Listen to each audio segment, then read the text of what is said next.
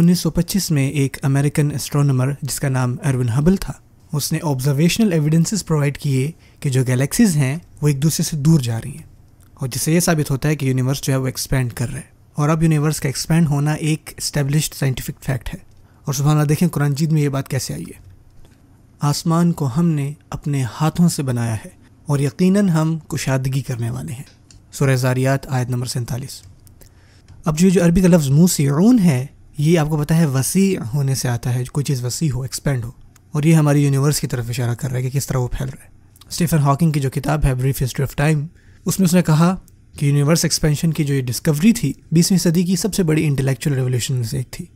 اور یہ بات قرآن مجید کے اندر موجود ہے، جبکہ اس زمانے میں تو کوئی ٹیلیسکوپ بھی نہیں تھے۔